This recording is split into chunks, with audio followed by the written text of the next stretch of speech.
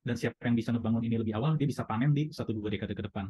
Amerika yang tadinya net importer minyak menjadi net eksportir minyak.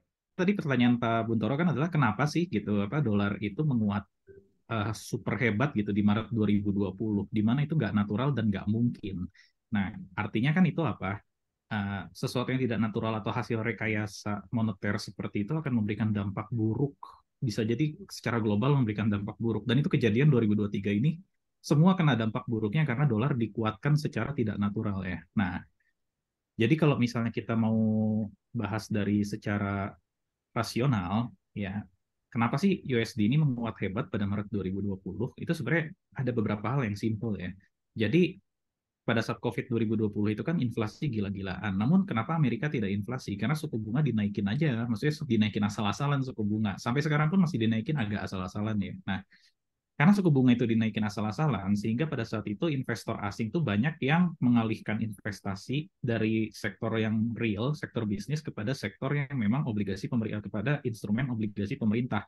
Jadi mengalihkan dana dari swasta ke government lah, simpelnya gitu. Nah, dan karena waktu itu memang USD itu posisinya itu berada di dianggap negara yang aman, jadi ya memang semua orang yang kepikiran pertama kali untuk mengalihkan dananya ke government itu ya government US yang pertama. Ditambah sebenarnya ini sebetulnya ada faktor Indonesia juga sih. Ketika itu kan ingat ya, maksudnya $1 bisa sampai 18.000 ya waktu pas Maret 2020. Nah, itu juga kita ada faktor kita tuh, masyarakat kita tuh juga pesimis sama pemerintah sendiri. Jadi kayak lebih percaya sama pemerintah asing. Nah, itu makanya kenapa combo banget itu kan menguat hebat. Nah, 3 tahun setelah itu bisa dianggap ini hubungan tidak langsung ya, dampak tidak langsung.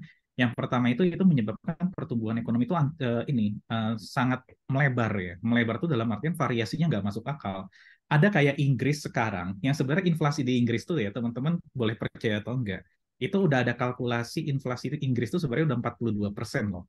Jadi kalau misalnya teman-teman yang biasanya itu beli makan harga 20.000, jadi harus bayar 30.000 loh udah tuh di Inggris. Inggris itu adalah negara yang paling hancur akibat kelakuan Amerika ini gitu. Makanya Inggris dan Amerika musuhan banget kan sekarang. Nah, itu juga yang menyebabkan adanya krisis energi karena supply shock, itu yang juga bikin kenapa ya ada krisis energi di Timur Tengah, perang di Rusia dan Ukraina.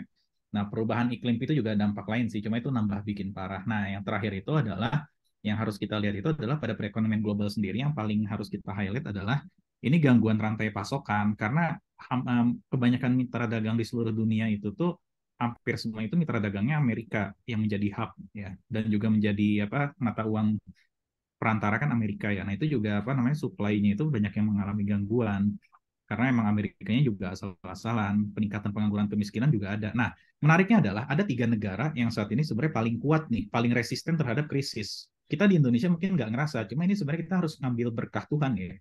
Jadi eh, 3 negara itu yang paling kuat terhadap krisis. Ini udah dari risetnya Bloomberg. 1 Indonesia, 2 India, 3 Saudi. Itu sama kuat.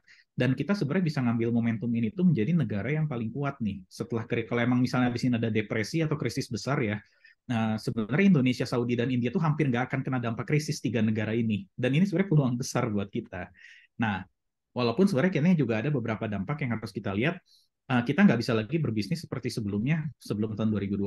Kenapa? Karena sekarang dengan USD yang dikuatkan secara rekayasa ini, beban utang luar negerinya naik, daya saing ekspornya jadi turun gitu kan, karena apa, kita kalau pakai mata uang lokal daya saing ekspor kita jadi turun, dan juga meningkatnya biaya impor gitu kan, ditambah kalau pendapatan pekerja migran ini nggak terlalu signifikan lah ya, cuma yang itu tadi apa.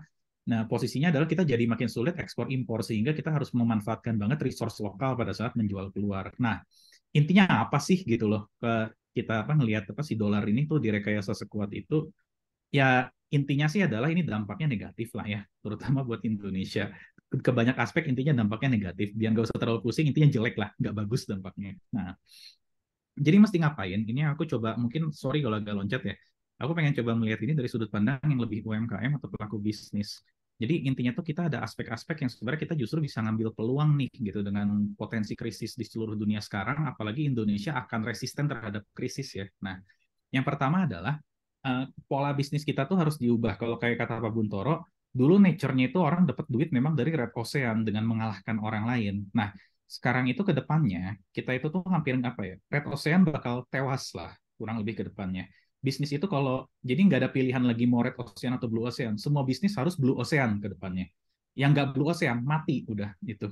Yang masih mau bertarung di red ocean silahkan tunggu kematian, kurang lebih seperti itu. Jadi R&D harus dilakukan produk secara serius. Ini yang kadang-kadang UMKM kita itu masih belum melihat bahwa R&D itu kewajiban sekarang, bukan lagi sunnah. Ini jadi wajib. Jadi kalau misalnya kita, apalagi yang posisinya chief level atau founder startup, atau yang megang posisi di inilah di startup, atau mungkin bahkan juga yang nggak bukan posisi high level ya, ini tuh kita harus ngeluangin waktu, let's say dari 8 jam. Cobalah mungkin 1-2 jam itu nggak diganggu untuk apapun, namun itu untuk riset. Masalah nanti jadi produk, jadi inovasi, baik itu inovasi yang sifatnya proses kerja, atau misalnya produknya, atau apa proses kerjanya, atau misalnya nggak menghasilkan apapun, R&D ini harus dilakukan. Kenapa? Karena dengan situasi global yang seperti itu, di sini kita akan lagi mengalami dedolarisasi besar-besaran. Kalau teman-teman tahu, G7 kan sekarang nguasain 30% ekonomi. Sekarang tuh ada BRICS. BRICS itu masih kecil, cuma BRICS itu kan Brazil, Rusia, India, Cina kan, sama South Africa. Nah, nanti kalau misalnya dimasukin Indonesia sama Saudi masuk, BRICS ini udah lebih gede dari G7. Ini kita bisa sekitar 33% ekonomi dunia. Jadi artinya apa? Dengan adanya pergeseran dari dolar ini ke mata-mata uang lain, Amerika tuh emang lagi di on the verge of death lah gitu ya. Kalau kata Ray Dalio, dia sendiri orang Amerika, cuma dia nggak suka gitu untuk investasi ke instrumen Amerika. Kenapa? Karena dia rasa negara gue ini udah mau hancur. Dan kalau di potensi ketika ada shifting yang sangat besar seperti ini, kita emang pilihannya adalah siapa yang masih bertarung di Red Ocean, dia akan mati. Kita harus masuk ke Blue Ocean. Nah, yang kedua, kalau memang kita itu nanti di sini punya kerjaan atau hal yang bisa di outsource atau di offload, contoh gini, kalau kita mau ngembangin satu produk, daripada kita hire, kalau bisa outsource. Kalau kita emang misalnya kalau kasusnya kita clothing nih ya, kalau kita mau fokus jualan brandnya aja, kalau bisa kita nggak punya satu orang pun penjahit yang kita gaji, kalau bisa gitu. Nah, jadi kalau bisa offload semua gitu. Kenapa? Karena ketika kita mau bergerak di Blue Ocean, kita harus meminimalisir resiko. Ketika kita emang terlalu banyak hal-hal yang harus kita handle di supply chain atau di value chain kita, itu justru akan menghambat kita ketika dunia tiba-tiba ada pergeseran besar lagi dan kita gagal mengambil peluang karena rantai yang harus kita kendalikan terlalu panjang. Jadi kalau bisa potong rantai value chain kita jadi seringkas mungkin. Kalau misalnya kita di bisnis pendidikan, kalau bisa mungkin ya kita nggak punya satupun pengajar, pengajarnya pihak ketiga semua atau freelance semua gitu. Kalau kita coder, kalau bisa CTO-nya doang gitu kan, satu orang doang CTO gitu. Sisanya semua freelance atau pakai software house lah gitu. Kalau bisa di offload gitu ya, supaya emang kita siap untuk menyambut pertarungan di Blue Ocean. Nah, yang berikutnya lagi, keuangan harus rapih nih ke UMKM. Ini juga masih jadi kelemahan besar UMKM di Indonesia atau mungkin di seluruh dunia ya. Kalau aku lihat referensi sebenarnya ternyata di seluruh dunia sama aja. UMKM itu jadi kecil karena keuangannya berantakan gitu. Nah, akhirnya kita harus juga rapiin keuangan kita, accounting finance-nya harus rapi. Kalaupun emang nggak bisa rapi, seenggaknya kita rajin baca berita keuangan dan ekonomi lah. Nah, kita akan sadar sendiri kenapa kita harus rapi. Jadi rapikan accounting finance-nya, kalau nggak bisa setidaknya mulai dari rajin baca berita gitu ya, yang ke arah keuangan dan ekonomi. Nah, yang terakhir itu posisinya gini, kita nanti ke depannya kita harus bangun branding tuh kalau bisa gini. Kalau kita cari koneksi kalau bisa global dulu kalau buat sekarang. Baru kita cari koneksi lokal. Kenapa? Karena sekarang ini kemarin tuh sejak ada supply shock dan juga ini apa ya hambatan perdagangan internasional. Nah, jadi justru sekarang tuh orang tuh lagi kayak harus membangun ulang lagi jaringan global dan ini momen yang tepat untuk kita langsung direct ke global. Caranya gimana? Kita branding. Kalau website kita atau layanan kita masih bahasa Indonesia, coba langsung shifting ke Inggris lah gitu kalau bisa ya. Jadi English first lah gitu ya. Jadi tujuannya apa? Supaya kita dapat koneksinya tuh global dulu. Karena sekarang dunia ini lagi kehilangan konektivitas globalnya dan siapa yang bisa merebut itu lebih cepat, itu yang akan jadi survivor atau yang akan jadi leaders di 1 dekade, 2 dekade ke depan. Jadi kalau yang masih banyak di lokal, coba mulai dikembangkan ke arah global. Atau kalau misalnya punya teman-teman yang banyak yang diaspora, sering-sering diajak ngobrol gitu loh. Kalau punya teman-teman yang lagi ada di luar negeri gitu. Kenapa? Karena itu tadi apa dunia ini lagi membentuk ulang konektivitas globalnya. Jadi kalau emang misalnya kita bisa mengambil positioning branding yang emang lebih masuk ke global gitu, kalau bisa kita langsung jual tuh ke global dulu gitu. Karena dunia sekarang lagi terlalu fokus di lokal, justru ini peluang kita gitu. Ketika nanti memang konektivitas global itu kebangun kembali, orang-orang yang terlalu fokus di lokal ini akan kalah di sana. Kurang lebih seperti itu sih. Jadi ada 4 kuncinya kalau buat UMKM. Pertama, R&D jadi wajib, bukan lagi sunnah, karena pertarungan 1-2 dekade ke depan adalah pertarungan Blue Ocean. Yang kedua itu adalah gimana caranya kita ngurangin ketergantungan terhadap, gak cuma impor ya, terhadap ketergantungan. Jadi intinya adalah yang kedua, potong value chain atau potong supply chain kita jadi seramping mungkin. Kalau bisa offload semua, outsource semua, kasih pihak ketiga semua, kasih ke pihak ketiga gitu kan, biar kita benar-benar makin tajam dan fokus. Berikutnya rajin baca berita keuangan, kalau belum bisa rapiin accounting finance, kalau bisa keuangan rapih ya langsung rapiin. Dan yang terakhir adalah bangun koneksi global, karena sekarang dunia lagi momennya kehilangan konektivitas global pasca COVID, dan siapa yang bisa ngebangun ini lebih awal, dia bisa panen di 1-2 dekade ke depan. Kurang lebih seperti itu. Ayo kita diskusi. Ya gini, Will, ya. Kenapa saya melontarkan mengenai US dollar? Saya baca ini, baru baca kemarin Kompas, di artikel Kompas kemarin, yang orang itu Ari Kunchoro. Ari Kunchoro itu rektor UI.